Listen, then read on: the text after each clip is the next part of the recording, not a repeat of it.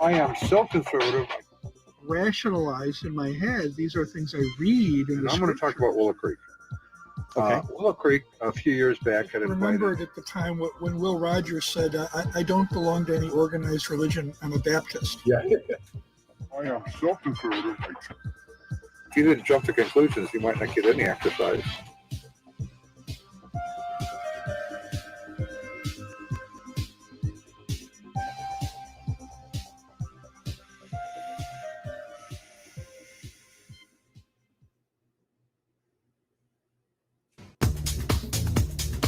I am so conservative.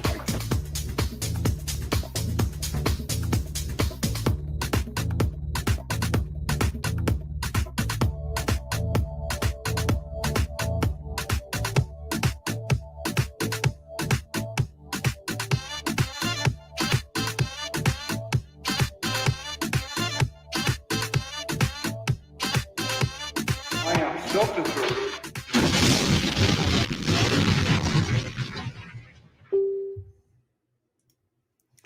Welcome to the Unknown Webcast. Just to make sure this is crystal clear, I really am so conservative I can't turn left even when I'm driving. In light of today's cancel culture and the fear some viewers may have of hearing an idea which might lead them to actually thinking, this is your trigger warning.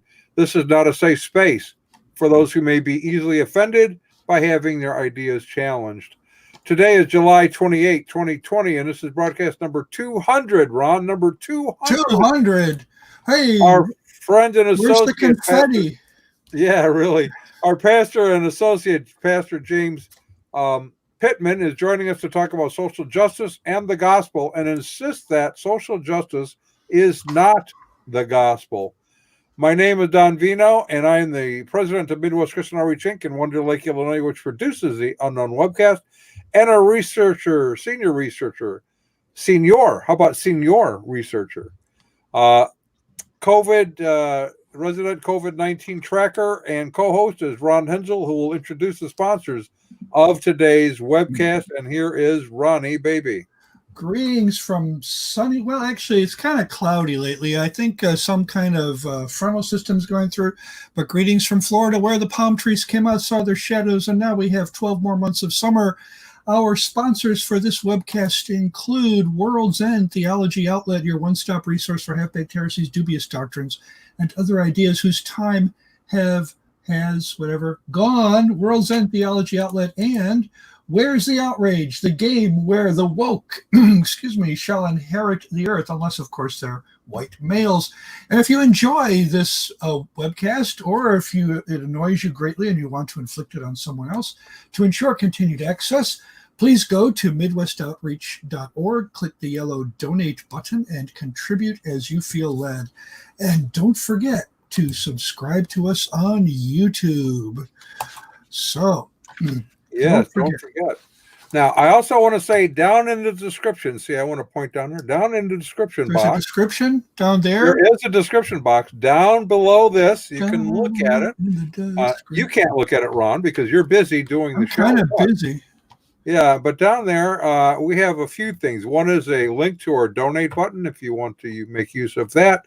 Another is a link to an article we did about 2 or 3 weeks ago called The Art of Manipulation, which sort of bears on the discussion we're going to have today, because those who want to argue for social justice will work to make you feel guilty if you disagree.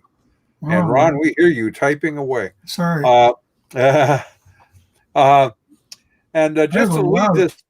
Just to lead this off, I want to read something from an article that was posted this week called "How to Disprove the 6 Most Outrageous Myths of the 1619 Project." This is important because as we delve into this, the question is, what is social justice? Why are they trying to bring about, quote, social justice, end quote? What will it accomplish in the end? And is it going to be helpful or harmful to the citizens of the United States, regardless of their national origin, let's say? from 1997 to 2016, businesses owned by Black American women grew at an incredible rate of 518%. The economic prospects of Black American men are also quite positive.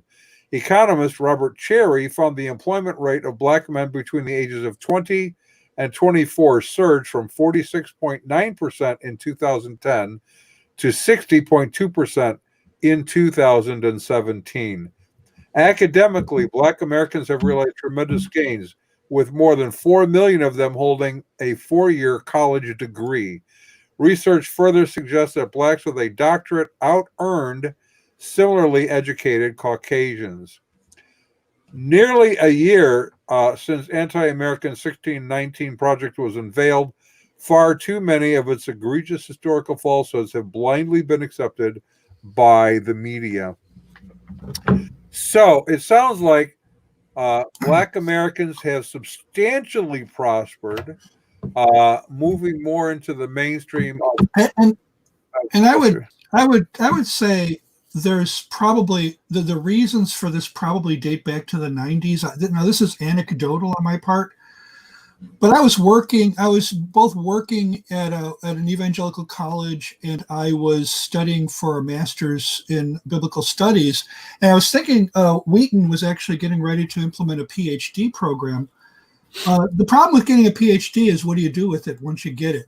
You know, you kind of, it would be nice if you could get a job working in that field. Well, I was told flat out, you're a white male.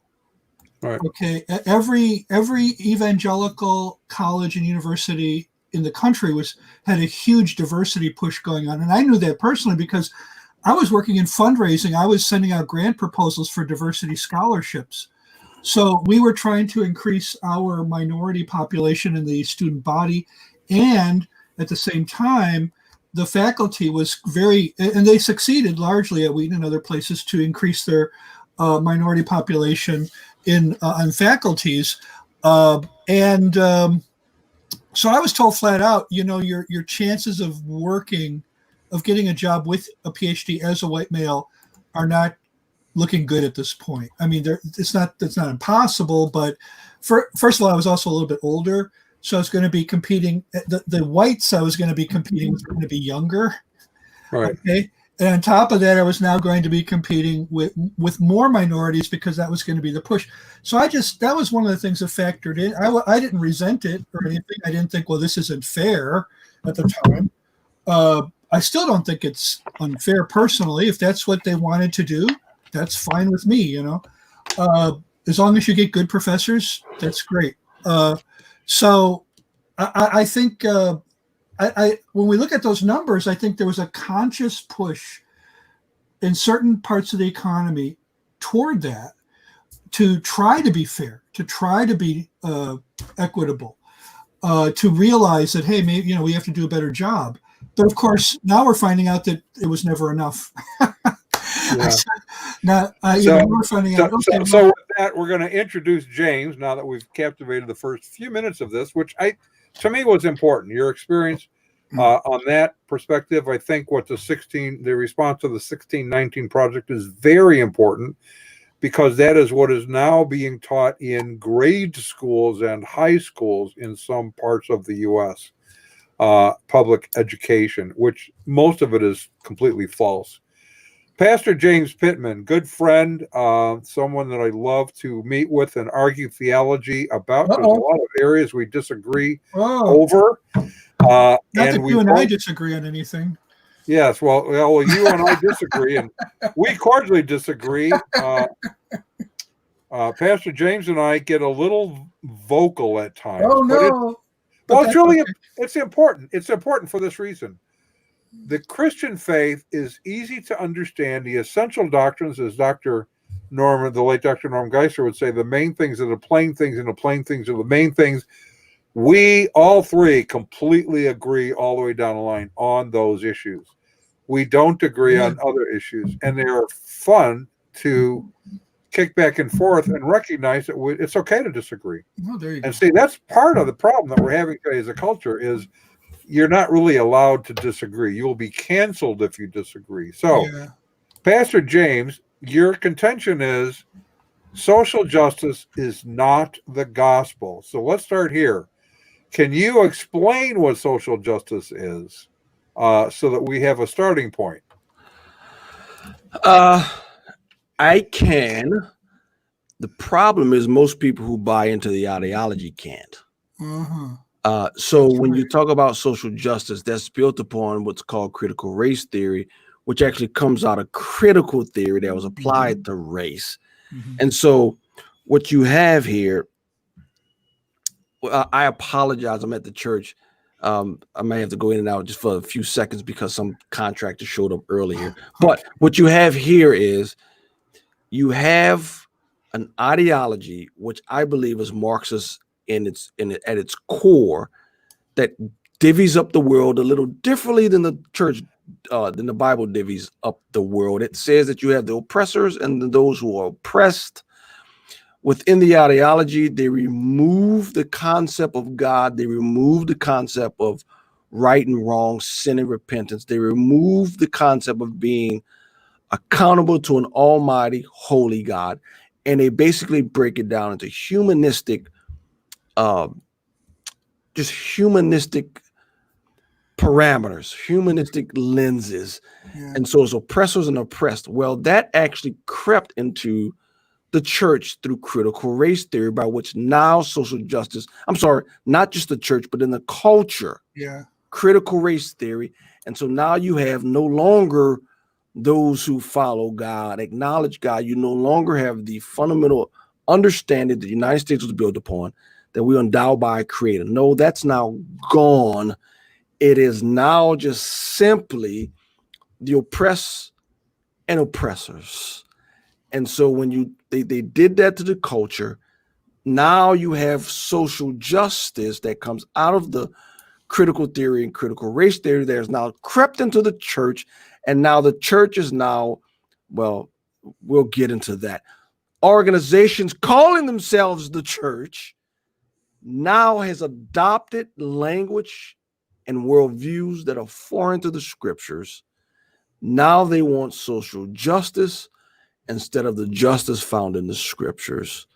And so what you have here now, social justice, is a mindset and an effort to somehow bring justice to those who are oppressed and to correct those evil white people who are oppressors in our culture. Okay. And when you're talking, it occurred to me that Martin Luther King, in his famous "I Have a Dream" speech, said, he says, "I have a dream that one day this nation will rise up and live out the true meaning of its creed." But with social justice, we are rising up. They want us to rise up and live out the true meaning of a totally different creed. Yep, exactly. That's what I'm saying.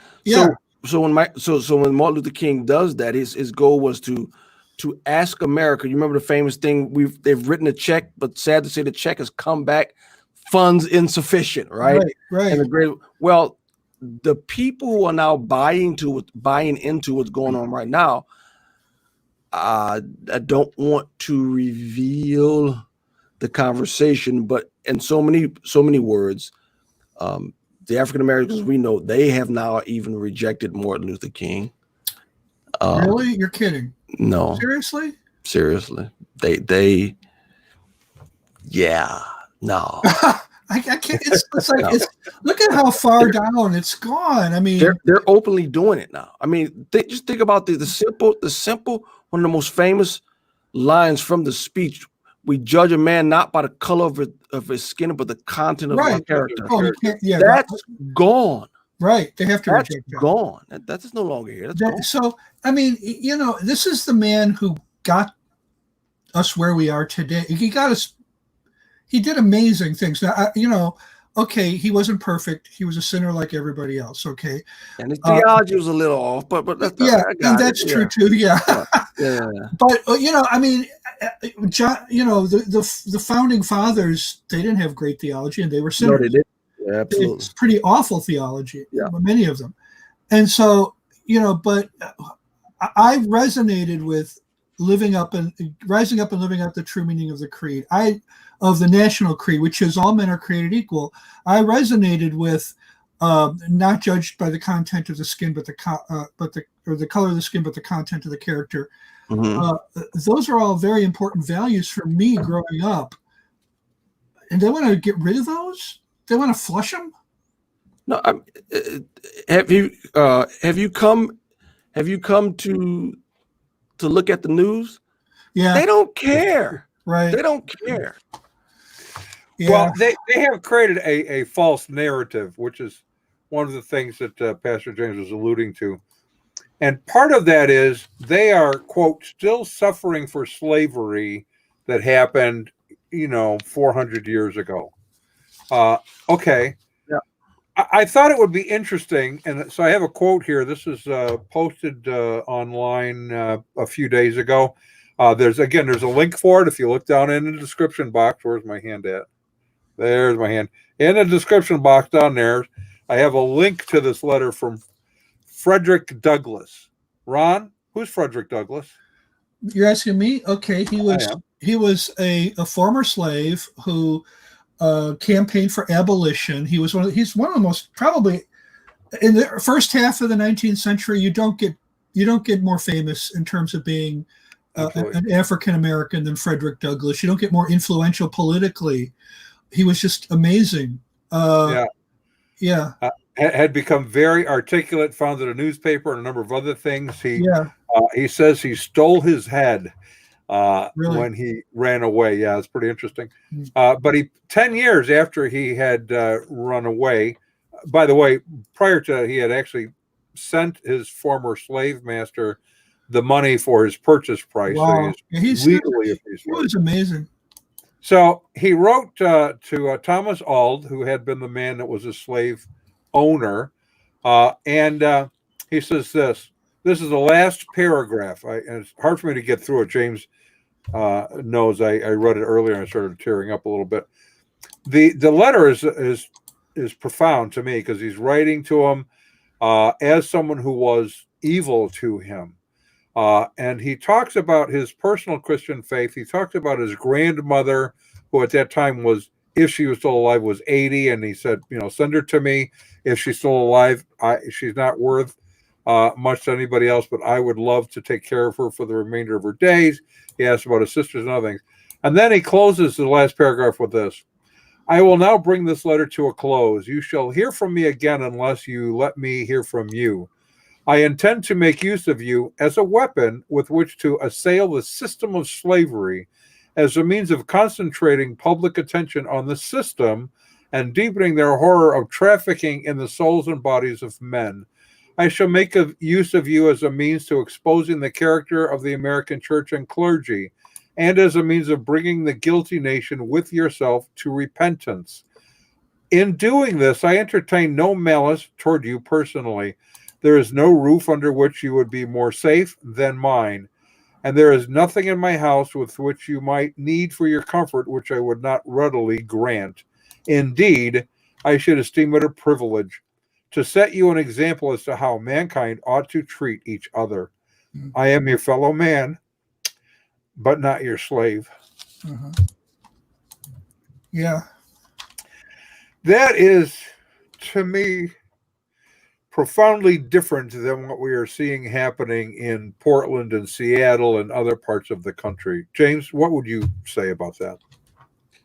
When is the last time you've heard Frederick Douglass quoted? in our culture, even African American community know very little about those types of men. Frederick Douglass, E.B. Du Bois, Booker T. Washington, Carver. They don't, because those men's worldviews are radically different than those being espoused today. Frederick Douglass was also a believer. He was a Christian, but that's not radical enough. Yeah, that comes from a totally different mindset, a totally different worldview, and they will not tolerate that. And for the life of me, I don't understand. Boy, I am struggling with those who claim to be believers yet struggle with this issue. I do. It's two completely, utterly, totally different worldviews. Once you grab onto and once you accept the worldview by which social justice rise out of, you can't hold on to both. I mean, you literally can't. You just can't. And it shows in how you do interact with your fellow man. It shows how you do interact with the culture. The way Frederick Douglass interacted with his slave owner is supernatural. Yeah. There's no way you can do that in the flesh, right? Right. Absolutely. But those are two completely different worldviews. And so, yeah, Frederick Douglass is not even spoken of anymore. He's just simply not. You know, you raise an issue. Now, when we did our book on the Enneagram, Richard Rohr and the Enneagram Secret, one of the things that I noticed as we were working through the theology of the Enneagram took me back into the Hebrew Scriptures. And it occurred to me, I probably have seen this before, but it really was profound as I was watching this. Israel, as a nation, didn't overtly reject God. Mhm. Instead, they incorporated other false belief systems Absolutely. into their bag of religiosity. Absolutely. Now, so that kind of gives the first commandment to love the Lord your God and serve him only in a little different light. And that is to say, I am to be your exclusive attention, Correct. not to include anything else. Correct. But isn't that what the social justice warriors tract is doing? It's not overtly denying Christianity. Now, hashtag BLM is overtly denying Christianity. Correct. But it's coming into a church near you that isn't overtly rejecting Christianity. They're just adding Marxism to the mix. Isn't that the case? But they're also changing a lot of things. I mean, if you look at what's going on and what the professors at, unfortunately, Southern Baptist seminaries, which I am tracking, what they are actually saying and what they're actually putting out there, that Jesus didn't die for the individual, he died for systems. Really? That sounds like a radically different gospel. Can you would you mind sharing names? I mean, these people must have gone on the record. I don't remember the names. Okay, that's fine. I think I remember the name, but I'm not 100% sure. We did videos. Yeah. There's a lot of them. So yeah, I'm 99% sure, but I want to be 100 before I quote names. Yeah. But it's in video. They're not hiding it. If you look at Tom Askel's by what standards, you can get a lot of stuff out of that. There's another guy who Conversation That Matters. He graduated from Southeastern. He has a lot of things up there. They're on video. They're not hiding. They're not hiding. Neil Shenvi would be another source I would recommend. He's doing a lot of work in that. So yeah, it shouldn't be hard to Google that, what you just said, and come up with it. No, not at all. And so you really have to torture and twist the scriptures to make it fit. To make it fit the social justice worldview. So one of the things that I always start off with, there's two things whenever I set the parameters with anyone who wants to talk about social justice and the gospel. One is that in Acts, Don and I think we've talked about this, in Acts, we may have a little different view, but in Acts chapter 1, the apostles actually come to Jesus and they say this. They said, Lord, will you at this time restore the kingdom to Israel? They asked that question because they know the scriptures. They've read Isaiah, for the government shall be upon his shoulders, right? Or are you now going to ascend and restore? I believe in a millennial kingdom, millennial rule. Mm-hmm. I believe that's what they're referring to. And his response is, he says to them, it is not for you to know the times nor the seasons, right? But here's what you ought to do. You ought to receive power. When the Holy Spirit comes upon you, you will be my witnesses in Jerusalem, Judea, Samaria, and to the ends of the earth. So Jesus forgoes the line of thinking that says we're going to set up a government here on earth, right? That's their questions. That's their question. His response was not yet. And again, it depends on your eschatology, but I do think when Jesus comes back a second time, he will set up a millennial kingdom which he will rule from Jerusalem. And I think that's what he's rejecting at this point. So if that's the core of the church's message, right? To be his witnesses, a message of repentance, a message of obedience. That has to be the core. The problem is these social justice warriors, Jesus is oftentimes minimized or left out completely. And will they say that verbatim? No.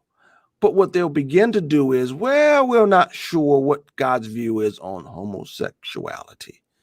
Well, the purpose of the church is to love my neighbor and to fight for his equality.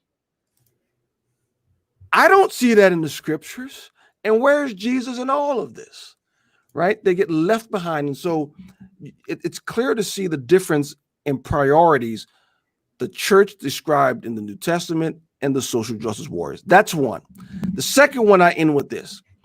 If the church's job was to bring social justice here on earth in all systems, explain to me one thing, please. Explain to me the book of Philemon. Explain it to me. Explain the book of what? Philemon, right? Explain the book of Philemon. Oh, okay. Most people Philemon. Philemon? Philemon. I call it Philemon. Okay, Philemon. There you go. Explain the book of Philemon to me. Explain it to me. Yeah, it is. And not only Philemon, but the other places in Paul's epistles where he calls upon masters to be good to their slaves. He doesn't call upon them to release them. Or to abolish the system. Right. He doesn't do that. Now, F.F. Bruce, he believes that the seeds of slave abolition were sown in the New Testament, but the way he would explain it is, if Paul were to call, they already had a huge problem. Their message was already opposed by the Roman government, by the Jewish religion, and pretty much by every pagan religion that they encountered. So culture was already stacked against the Christian gospel. So F.F. Bruce says if they were to have added an anti-slavery message to, basically they would have, think about it. One out of somewhere between 25 and 33% of the Roman Empire consisted of slaves. They were the economy. Now, a lot of people will say that America was built on the backs of slaves. Well, that is partially true, but it's not fundamentally true. We could have built this country without slave labor, but it would have been more expensive. It wouldn't have worked as well. Probably cotton would have never taken off as a cash crop the way it did, or it's hard to say what would have been the differences, but it was okay. So right now, African Americans comprise 13% of the population of the nation. I don't know what they were at the height, but they definitely, I don't think, consisted of 25 to 33% of the population at any point in time. But slaves in the Roman Empire were up to a third of the empire, depending on which century you were in. And I don't think they were ever much less than a quarter of the empire. And they really did provide the bulk of the manual labor for things that had to be built and done like that. But they also provided a slave could be an accountant, a lawyer. It was kind of, because there were so many of them. It was amazing how many aspects of society that they played into. To dismantle slavery would have probably crushed the Roman economy, and it probably would have also to campaign for dismantling slavery in the first century, for the church to do that would have brought the entire all of the wrath, not only of Rome, but just all of the cultures that were included in Rome, would have been right on the head of the church. But while we say 33% were slaves, 99% of them were burning incense to the emperor. I don't think Paul cared. Right. And I don't think God necessarily cared whether or not the Romans were offended by what was being taught by the apostles. Oh, you see what I'm saying? I don't think they cared about that. So that's a good counter argument to what F.F. Bruce is saying, I think. Yeah. I don't buy it. a lot of people in the Roman Empire accepted homosexuality and the sexual standards of the day too. Right. So that's a weak argument to say that he didn't want to upset. I think Christianity didn't care whether or not they wiped out cultures which were godless in the first place, right? So, but I hear what he's saying. I don't know about. Well, I think there's also another aspect to his argument, and that is that when slavery began to be abolished in the Middle Ages, the reason is because they looked at the Old Testament passages against Hebrews enslaving their brothers. And so what you saw was systems that came in to replace slavery, serfdom, which really wasn't that much better than slavery. But you also had indentured servitude, where you were more like the Mosaic legislation, which says you were indentured for a certain number of years, 7 years, and then you were done. That lasted right up into the 20th century. It might still be going on in some industries in Great Britain. So what Bruce says is the reason slavery gradually became eliminated was because these were our Christian brothers now. Wasn't right to enslave Christian brothers. So as all of Europe became Christian, they found an alternative to slavery. But like I said, serfdom was much better. So here's something that I want to kind of interject, and that is this. The role of the church wasn't seen as trying to change culture, but proclaiming the gospel that God might change hearts. Correct. The result was because enough had become believers that it changed culture by their behavior and their beliefs. Correct. So it wasn't really this epic battle like we're looking at now. And today, if you happen to disagree with some of this, people run away screaming and shrieking that they are unsafe because you disagree with them. Correct. Now, and they might even go home and can't figure out what they're going to do next. And so we have a product that might help in that regard. Well, yeah, because it feels kind of dangerous to be around people who disagree with you, right? And so that's why our friends at World's End Theology Outlet, they want to talk to you about something that might help. So after 4 semesters at your small progressive liberal arts college, you're flying home to visit your red state relatives. You remember to bring your emotional support puppies. You packed all your comfort blankets and pillows. You even remembered your adult coloring books. But it still feels like something is missing. You don't feel safe. What can you do? Well, then you need instant safe space. It's patented anti-free speech technology will keep you safe. It gives you guaranteed protection from trigger words. There we go. Okay, we're microaggressions, cognitive dissonance, and unwelcome thoughts.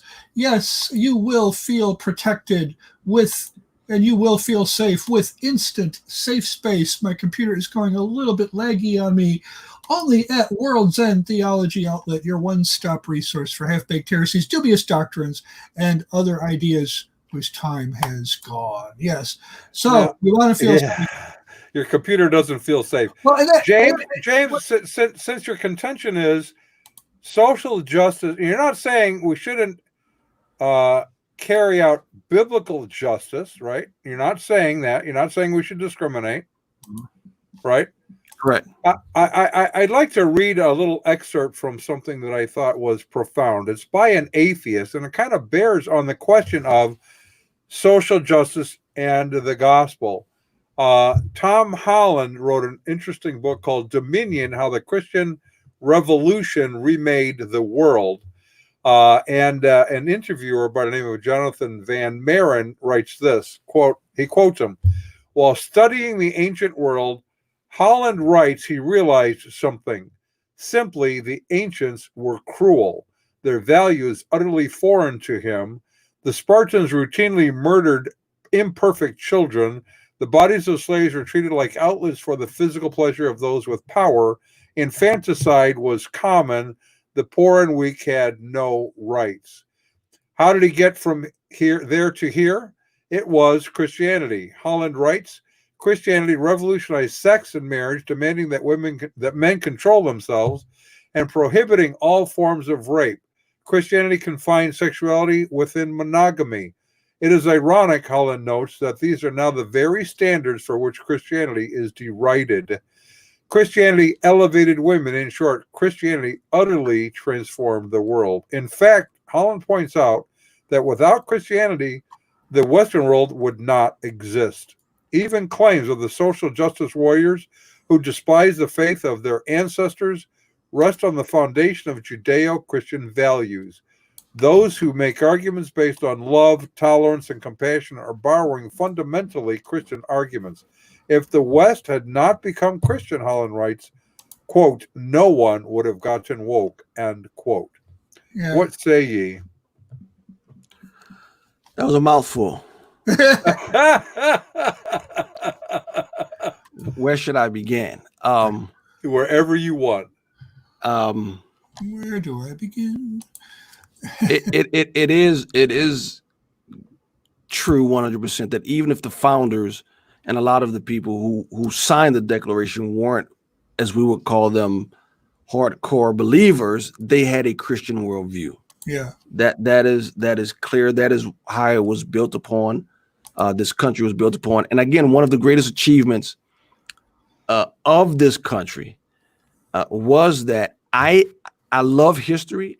I've searched for it, and I'm not aware of any culture that enslaved a people, and then later on, the group that was enslaved within that country actually elected a member of what we would consider the ex-slave population to be their leader, their head of state. right. I'm not aware of any country that's ever. I'm not aware of any Persians that elected a non-Persians to be king of Persia, particularly the group that they enslaved. I don't know any Egyptian. I don't know of any Egyptian that they enslaved. I don't think a Jew would have ever been able to become pharaoh in Egypt. Unless there was some kind of armed revolt, overthrow. Yes, unless they were conquered. Unless they were conquered. But I've never seen that. But we live. One of the people I had on my show, she wrote me an email, and it was really good to the point where we made 2 videos, and we'll do another one. She was an African American, and she said, you know what, for us as African Americans in the United States of America, to do what we're doing, to be so upset, no one condones what happened to George Floyd. But for African Americans to do what they're doing, she said, that reeks of ungratefulness, as though God hadn't done anything in America when it comes to African Americans. Have you noticed most of the rioters are white? Yeah, I've heard a lot of them. There was this one guy on social media, he was a black conservative, who said, I don't post anything, but I had to put this up. He was walking in New York and he ran across a Black Lives Matters protest that was saying he wasn't black enough. He says, if that wasn't the worst part of it, he said the Black Lives Matters group, not one person was black. And they were telling him he wasn't black enough. It's because it's not about what black people think. It's about what white. And have you noticed that the people, you look at the big terms that are being thrown around. We got white privilege. Yep. We've got white fragility. Yep. And then there was another one, white complicity. Okay. Every single one of those terms was invented by a white woman. Okay. Really? They were invented by white female academics. Okay, Peggy McIntosh was white privilege. Robin DiAngelo is white fragility. And I'm trying to remember the name of the person who did white complicity. I can come up for it with you if you want. But these were the driving force of critical race theory has been black from the beginning. You could look at white. No, white. I mean, white. I'm sorry, white. You could look at. Okay, the theology of James Cone contributed to it. You can look at that. I actually attended one of his lectures about 30 years ago. You can look at certain people who contributed, but James Cone wasn't a critical race theorist. He was a theologian. So they say. Go ahead. Well, I'm just saying he was liberal, but here, and I want to make a distinction. I am not a James Cone fan. I understand that. But James Cone was a classic liberal, not a radical Marxist. There is a difference, I think. Yeah, I agree. I agree. So you have go ahead. No, go ahead. Well, I'm just saying it's one of the jokes of there's this movement called the Blexit movement. You probably heard of it. Yeah. Blacks leaving the Democratic Party. Oh, yeah. Candace Owens, love her. Yeah. They there's a hashtag Blexit on Twitter. That's yes, I'm sure with that. Yeah. So they'll make jokes about how the Democrats are keeping us on the plantation. They're talking about an ideological plantation. Yeah. Or political plantation. Yeah. But if there's ever another piece of evidence you need to go with that rhetorical talking point, it's the fact that all of the ideology comes from white people. But I do want to say this though: the way we get past this is not the Blexit. Blacks, what you call it? Blexit. The solution is not to go from the Democrat Party to the Republican Party. Right. Oh, because the Republican Party has gone so far left in the last 10 years, in my opinion. It is just think about this. 20 years ago, did you ever think a person could win the Republican nomination who was pro-LGBT? Did you ever think that 20 years ago? I never would have thought that. But I never thought that was possible. Well, but by the time you're thinking of Trump now? Yeah. Trump. Yeah, but by the time he gets the election, we already had the Obergefell decision. But was he already? I mean, well, it's a question. It's a question of what are you going to do? You know. But that is just because Obergefell comes through doesn't mean that you're putting out your belief in the marriage between a man and a man can still get married. Ted Cruz didn't buy it. Ted Cruz campaigned. So did Trump actually say he's okay with gay marriage personally? Trump was the first one in the Republican nomination when he gave his acceptance speech who said, and we Republicans have to be open to pro-LGBTQ. And they cheered at the Republican nomination.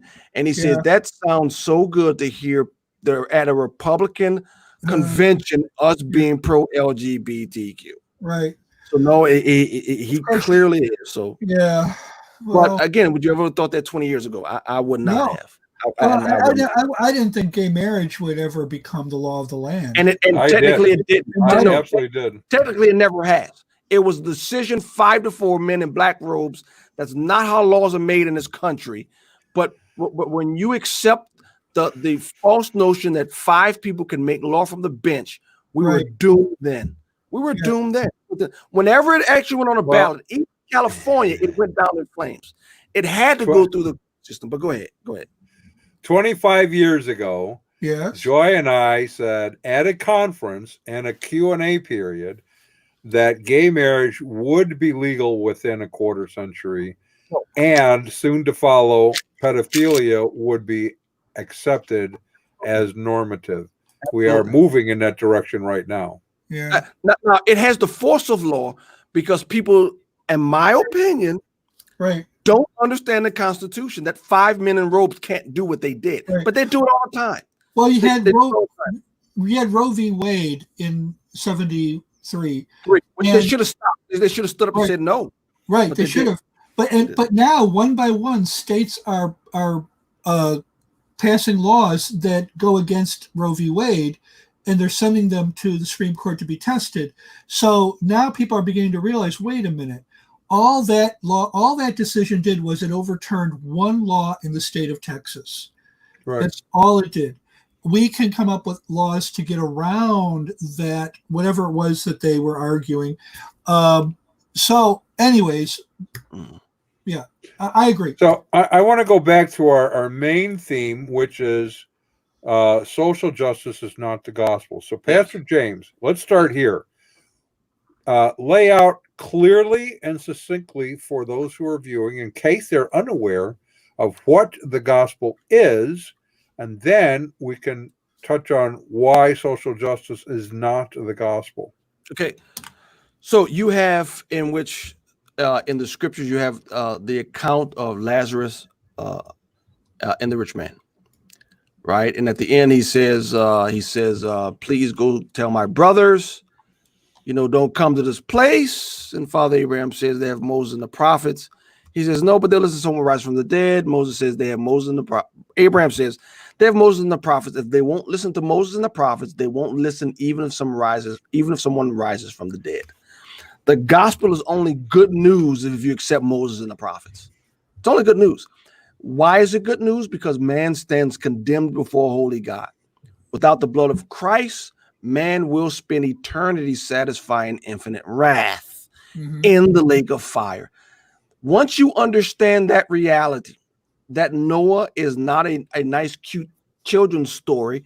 Noah and the ark was real, that God has brought judgment on the earth one time and he's going to do it again. When you understand that reality, now you immediately say, well, how do I get on this proverbial ark? Well, I'm glad you asked that question. And then once you get to that point, then and only then is the gospel truly good news. That man stands condemned, and without being forgiven in Christ, you will spend eternity in hell. So that's the gospel. Whenever you hear anything else trying to redefine what the good news of Christ is, it's a different gospel. Right. Whenever you say the gospel is about eradicating racism, that is a different gospel. Right. It is not a gospel of sin and repentance. It is not a gospel of escaping the wrath of God to come. It is a different gospel. So here's one argument I have heard. Tell me what you think of it. Somebody said, being against racism is obviously, since Paul says there's neither Jew nor Greek, male nor female, slave or free. Since Paul says these things, if you're not obeying them, then you're not living out the gospel. Therefore, you don't really have the gospel. What do you think about that? I don't understand the argument. We're all one in Christ. They're all one in Christ. That's the whole point of that, right? It's in the Christ part that gets left out of the social gospel. Right. Because you start redefining what sin is, and then you start redefining what the mission of the church is. Right. And so you have the J.D. Greers who says the Bible whispers about sexual sins. Really? Yeah. Tell Sodom and Gomorrah. Here's the thing, JD, you got to open the Bible completely. Yeah. You see, if God was whispering to Sodom and Gomorrah, I hate to see when he shouts. Wow. Exactly. I think that would, and listen, we act like there's not a Leviticus 18. God said, because of these sins, you are to go to Canaan and wipe them out. There's no negotiation. You wipe them out. So Leviticus 18 does exist. And by the way, too, they were actually abusing their children in Leviticus 18. But anyway, giving them the Moloch. But anyway, so so that's the problem with the social justice. Listen, and I'm not against the true church calling sin. And I want to get back to what we were saying before. There are parameters and guidelines for slavery in the Old Testament, but it was never slavery based on racism. Right. It was more of an economically based slavery in which it was not perpetual and it was not generational. Right. It was not complete autonomy over your slave. If you injured him, you had to recompense him and he had to be set free. That is completely different than the racism that was practiced here in this country. Okay. Right. So there, it's vastly different, vastly different. But getting back to what you were saying, the problem again with the social justice is that they redefine what sin is. Look at them. I mean, they're redefining it, and they're redefining what the mission of the church is. I have no problem if you want to say, give a gospel presentation by which the church is calling people to repentance and obedience to Christ. I have no problem saying, and racism is sin. Is sin. Absolutely. Prostitution is sin. Right. All these other things are sin. They're sin. But what social justice, here's another angle. The social justice people want to eradicate one sin. My thing is this: if you could do that, don't stop at racism. eradicate lying, eradicate fornication, eradicate adultery. Don't just stop at the sin of racism. Wipe out all sins since you think that's your job. They don't think those are sins anymore. Well, but that's how they eradicate them. You know, you can see crime decrease if you start criminalizing certain behaviors, right? You can say, oh, our murder rate has dropped. Well, that's because you don't believe in murder anymore. So killing someone with a gun or a knife or a bat, you don't charge anyone because it's no longer illegal to murder anyone. So your crime rate goes down. If you redefine it, re-legislate it, then it's no longer a sin. It's no longer evil, which makes it so funny that the mayor of New York City can go forth and says, we're doing great because our jail population is the lowest it's been in decades. Really? It's because you let all the criminals out. That's why.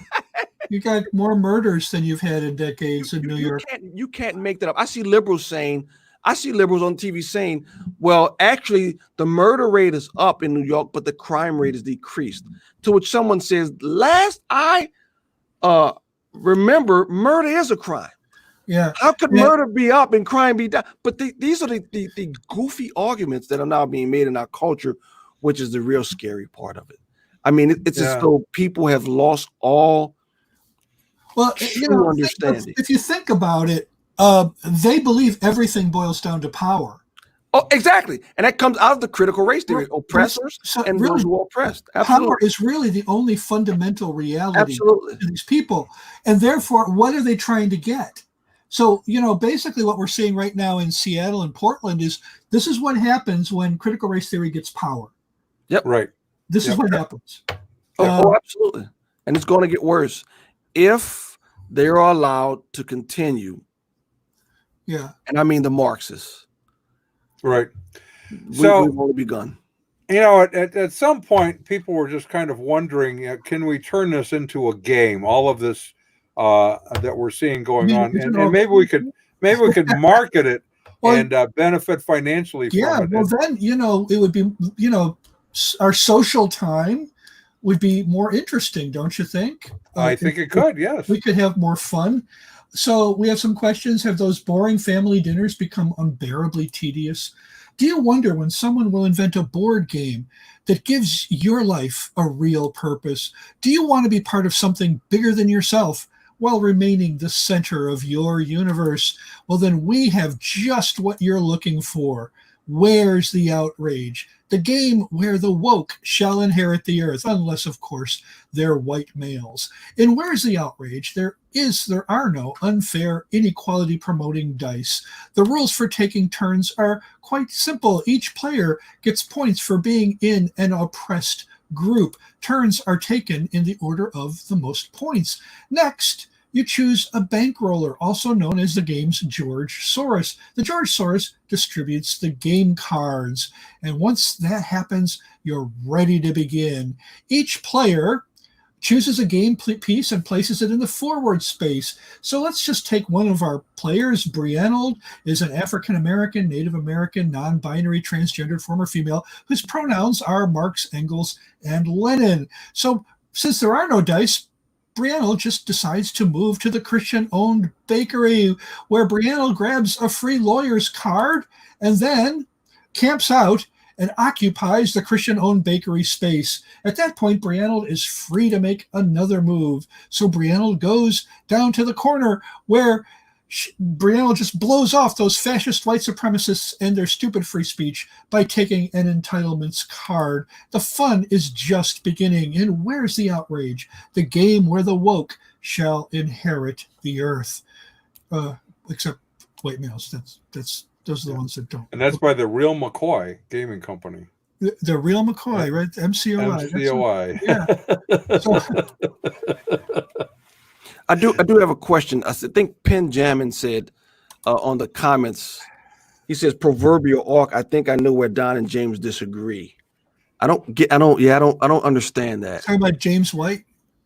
No, James Pittman, because there's areas where he and I like to haggle and argue. Yes. I think it was the Max I detected a little. You said what? Yeah, no, I mean we have different. we have different eschatologies Yes. a little bit and But the that kind of stuff.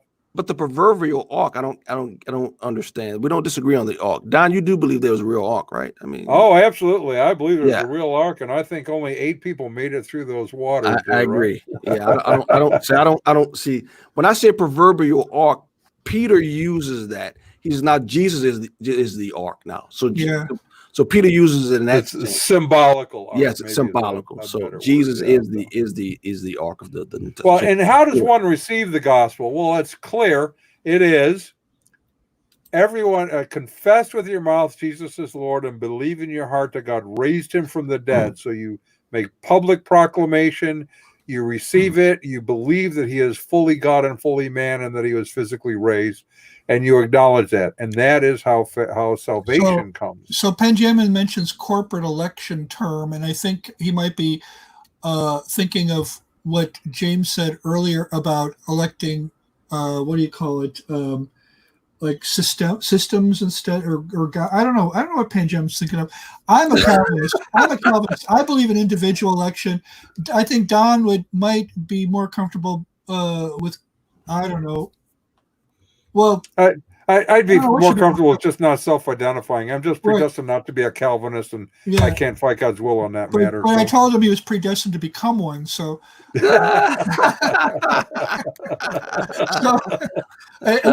all will be in heaven one day. So it's like, you know.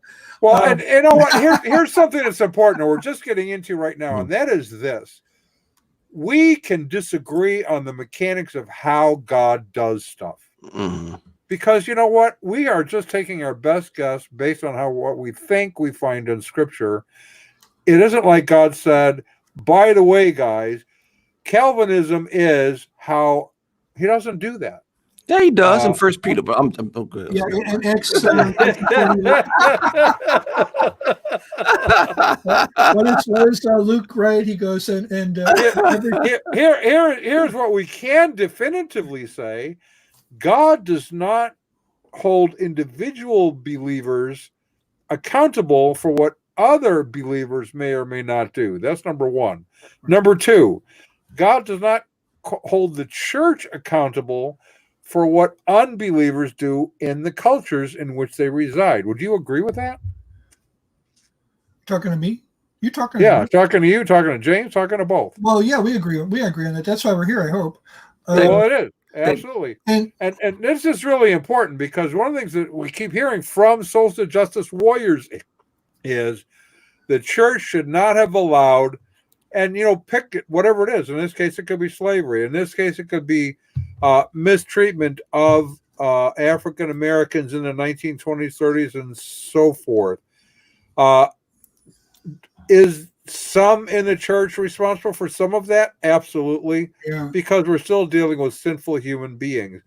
But at what point is the church accountable for what non-Christians do? Where does that come from? Agreed. And again, there were Christians involved in slavery. There were absolutely. You really have, I don't even bother trying to argue with people who automatically condemn slave owners and even theologians who justified slavery in the 19th century. I don't even bother trying to deal with these people because they've never read those theologians. They've never lived in those times. They don't realize just how complex the arguments were going back and forth. Both sides had Bibles in their hands. Both sides had open Bibles that they actively exegeted. Do I think one side was right and the other wrong? Absolutely. Absolutely. Do I think the best side came out on top at the end of the Civil War? Yes. Yes. Do I think it could have been handled differently sometimes in a way that wouldn't have cost 600,000 American lives? Yeah, I think that it could have been handled differently, maybe even earlier than it was. But we were dealing with sinners, and this is the way, and we're dealing with a sovereign God who allowed some of his children to hold false opinions. And if you're going to tell me that we can't read Jonathan Edwards because he owned a slave, we can't. Now, sometimes I have to admit Robert Louis Dabney gets on my nerves, but he was an influential Calvinist theologian. I can't ignore him. I can't just say I'm not going to read Dabney. Sorry, I can't do that. I can say he was kind of a jerk, but I'm not gonna stop reading him. If you don't like that, if you're going to cancel me, well, good riddance. I don't need you in my life. It's like I'm to the point now where go ahead and cancel me. Of course, I have nothing to lose. I have nothing to lose economically. But there was a guy this week who committed suicide, a Christian, who shot himself to death because he lost his career at a university. David French wrote a column about him. He became a Christian rather late in life, and he had to deal with attacks for year after year after year until finally they wore him down and he just resigned at the age of 55 from a promising academic career. So if you have something to lose, you will lose it if you take the stand that I'm taking right now. You can take away my Twitter account. I don't care. You can take away my Facebook account. I don't care. What else are you going to do to me? Okay, well, if the government becomes totally critical race theory, well, now I got a problem. Right. And currently, that's where it seems we're heading. Oh, that's where it's headed. It's headed that way. Because part of hashtag BLM, for example, is no private property. They are true Marxists. Well, I've got private property that includes guns. Okay. Yeah. Well. So I mean, unfortunately, that's where we may be headed. And a lot of Christians, I'm sorry, but there was a Second Amendment, and we happen to agree with it. And the reason it was put there was for this exact type of thing. Yeah. So, social justice warriors, you're right. It's kind of an extension of critical race theory, which came out of critical theory, Correct. Marxism. Correct. I don't know that social justice warriors initially were even aware of that. There's an emotional appeal to it that says we need to make sure that everyone is treated fairly. But I agree with that. But Don, why would you need to go outside of the scriptures to live that out? Exactly. That's exactly right. That makes Why? no sense to me. Right. At some point, you were saying the scriptures are not sufficient. They're simply not sufficient. Now, I will say this, and this is for, maybe I shouldn't say this, this may be another show. I do not believe in the critical race theory or anything along those lines. But we do have to be careful, I think, as a church, not to quote unquote whitewash evils done in the past either. Does that make sense? Absolutely. You see what I'm saying? And so, Ron, just real quickly, if you say some people they both had the Bible and they both exegeted correctly. I didn't say they both necessarily were correct. I'm just saying. Yeah, but you said they both exegeting it. They both exegeted correctly. I thought you said. I didn't mean to say that. Okay, no problem. Yeah. But that's it. They both had the Bible, but I don't think both of them are correct. No, I don't think both of them are correct. Only one side can be right. Yeah, I agree with you. And then 30 seconds more. I remember I had a conversation with a few friends of mine who said this. They said George Washington was a great man because at his time of death, he freed all his slaves. Now I looked at him. I said, guys, listen, I am not about to cancel a man because of mistakes. We all made mistakes. Right. I said, but when you look at an African American and you make a statement like that, he was so great because he freed his slaves when he died.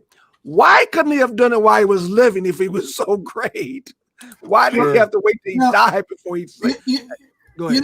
It's like the word "great." I mean, people are saying, "How was America ever great?" Show me a time when America was ever great. So. I believe it was. I think from the beginning all the way up to the present, it's been great. Yeah.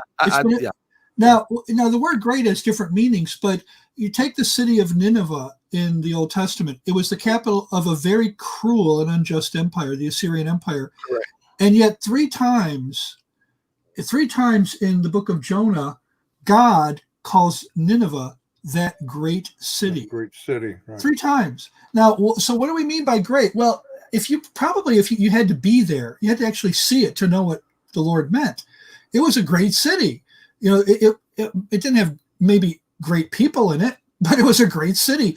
You could probably live well there. You could probably make a good living and provide for your family there. It probably did a lot for its people. It was cruel to outsiders, but the word "great" is a flexible term. If you mean that the nation hasn't always been great to your people. Okay, I understand. I agree. Sure. I agree with you. And I'd like to see that change. I want to see that permanently change. I want to see it to the place where that never happens to anybody again. And I want to, I want to be part of the nation's. There were times when the nation, as a nation, did have days of prayer and contrition for its sins. Right. But Ron, in all reality, that great culture you're talking about will never happen as long as there's sin in the world. That's right. Great will never be perfect. It'll never be great in the sense of flawless. So it will never be perfect. Yeah. So then I'll say to them, okay, well, tell me where would you rather have lived? What country would have given you more than we have given you? What do you think you would have been better off in Denmark? Well, okay. You'll never win that argument, though, Ron. It takes too much thinking and honesty. You'll never win that argument. Well, yeah, I know what you're saying. I definitely know. You know what? When I speak to African Americans, I say, listen, the greatest. I'm sorry, not the greatest. The most famous slave population ever in all of human history. Yeah, was the Hebrews. Right. And forgive me if I may have forgotten who enslaved the Hebrews. The Greeks. The Italians. I think they lived in a continent called Africa. Exactly. And so when you talk about oppressing other people, that's not a white problem. That's a human problem. It's a human problem. It's a human problem. And even the African Americans that are descendants now in our context, look at history. We're not the most famous slave population. It was the Hebrews. I was Israelites. Somebody on Twitter really impressed me. They dug up. It was an African American young lady, and I don't know if she's a professional academic herself or what, but she dug up an article about the West African slave trade, and she says, "Guess who sold us to the white slave traders?" And it had photographs in it. Well, pictures of photographs, or photographs of pictures of the black slave traders in West Africa who kidnapped blacks into slavery. They conquered, yes. Other African nations have put in.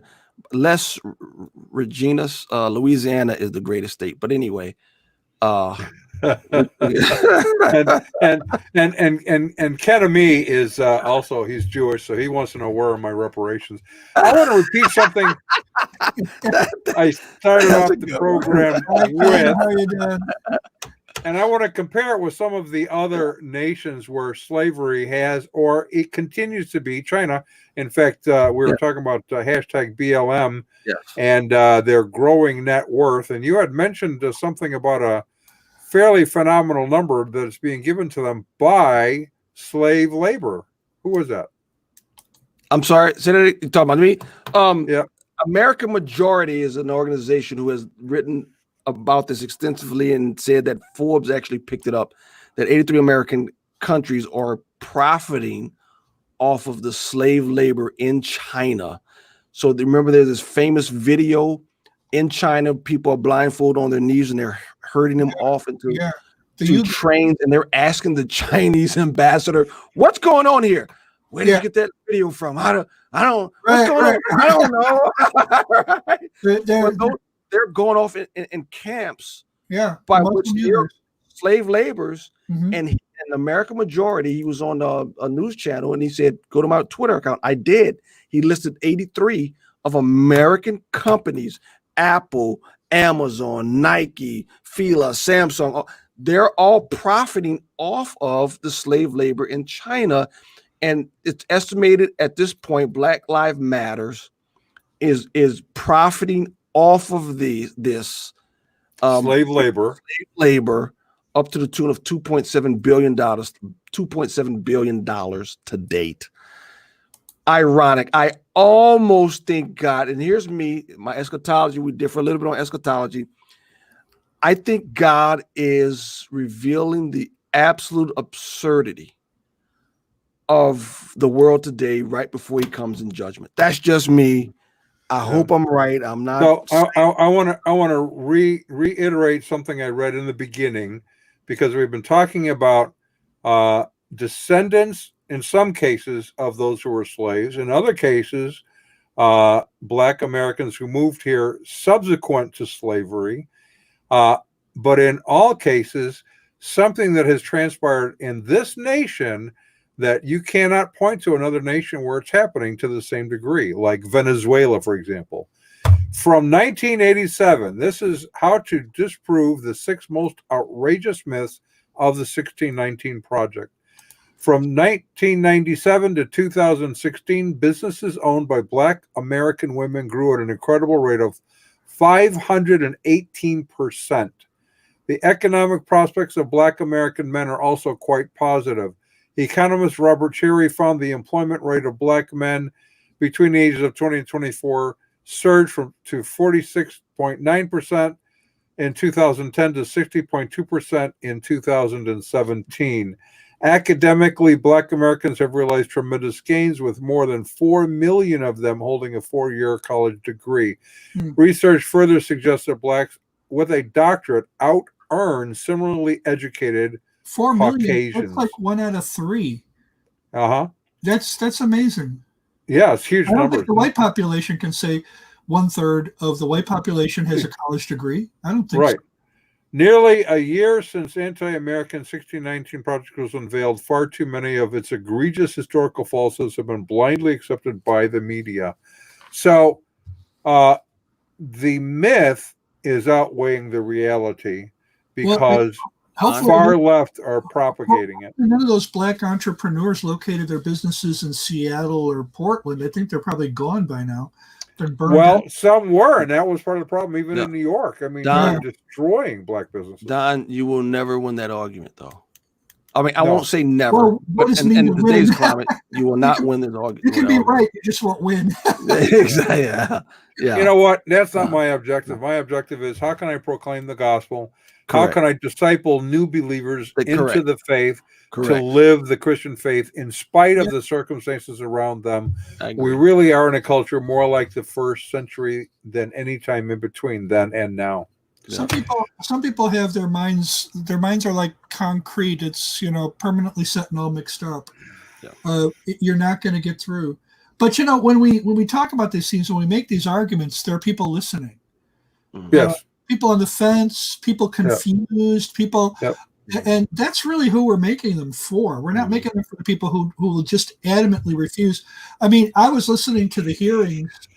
I tuned in midway through the Barr hearing, to the William Barr hearing, and at one point, a particular congresswoman started talking, and I'm telling you, I would have thrown my shoe at the television if I didn't turn the channel, because venom was pouring from her lips. She was nothing but accusatory. Anything the attorney general said, she just totally ignored and replaced it with her accusations. It's a mindset. It is, I don't care what you say. I'm here to accuse you. That's right. And it's really, this is what Satan's role is with us, the accuser of the brethren. So the Lord says, have you noticed my servant Job? Okay, what follows? An accusation. Okay, go ahead, do what you want to do. He comes back. Have you noticed my servant Job? No matter what you did, he did. Oh, well, but anything a man has, he'll give for his life. Oh, another accusation. That's what Satan does.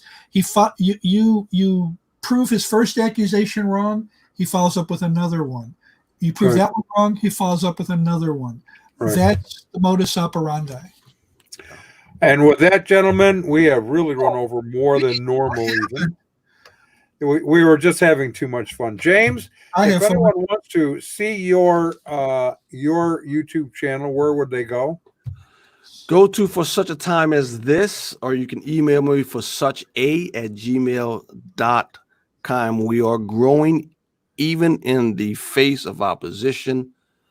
YouTube keeps dropping our subscribers, blocking out stuff. I noticed that happens. I subscribe to something and then later I'm not subscribed. Wait a minute. Yep, they do it a lot. A lot of listeners are telling us that their subscriptions are being dropped and they have to keep subscribing. So for James, such a time as this. Are you on Twitter? Man, I think so, but don't go to Twitter because I don't have time to go to Twitter. We're on a Facebook page. We do have a Facebook page. Facebook. Facebook. That's about all I can handle. So Facebook and YouTube. So Yep. Okay, that's fine. Okay. All right, and if you give me those links, I'll put them in the description box as well. Will do. It's been fun being with you again, Ron. You want to walk us out of here, baby? Yes, I do. Righty then. Our resident cult leader profiler is Neil before me. Our wardrobe manager is See How It Fits You. Our culinary services come from Chef Ham and Cheese. Our tinfoil hat provisioner is Just In Case. Our Jehovah's Witnesses coverage comes from Armageddon and D Opposer. Our Mormon Archives manager is Polygamous. Our liberal denominations bureau chief is Lucy Goosey. Our transgender issues coverage comes from Ben Hur. Our special correspondent for cults based on the Hindenburg disaster and flying turkeys, OD Humanity. Our fact-checking supervisor is Yoleg Pulling. Our technical assistance comes through Murky Research. Our legal advisors are at the law firm of Dewey, Cheatham, and Howe. Our grievance resolution director is Giovanna Pisami. Our director of privacy assurance is Wiretapping. And our original idea sourcing comes from Drew A. Blank. The Unknown Webcast is a production of Midwest Christian Outreach, Inc., in cooperation with Emergency Manicure Productions, both of whom are solely responsible for this content, but you will never be able to prove that in a court of law. No, never. It's going to happen. All right. You all, we will see you next week. Pastor James, thank you again.